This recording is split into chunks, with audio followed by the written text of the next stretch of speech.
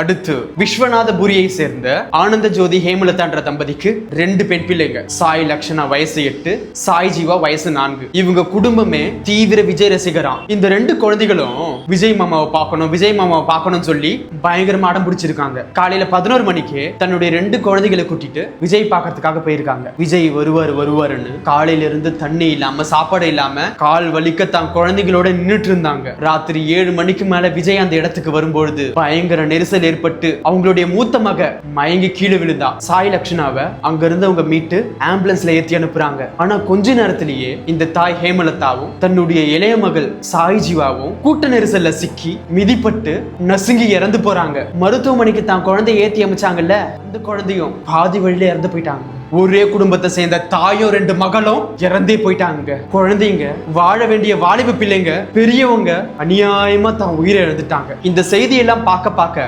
மனசே ஒரு மாதிரி வெறுத்து போதுங்க. எவ்வளவு மோசமான, மிக கொடூரமான, எவ்வளவு சுயநலம் நிறைந்த மனிதர்களோட வாழ்ந்துட்டு இருக்கோம். வேணாங்க, நம்ம தான் காப்பாத்திக்கணும். ஆனா ஒரு விஷயம் நிச்சயம், இந்த அப்பாவி உயிர்கள் போறதுக்கு யாரெல்லாம் காரணமா இருந்தாங்களோ அவங்க எந்த உயரத்துல இருந்தாலும் சரி, அவங்க எவ்வளவு தூரம் ஓடினாலும் சரி, உண்மையை எவ்வளவு ஆழமா அடக்கம் பண்ணாலும் சரி, தெய்வம் அவங்களை நின்று கொள்ளும். தப்பவே முடியாது. தயவு செஞ்சு திருந்துங்க, யோசிங்க.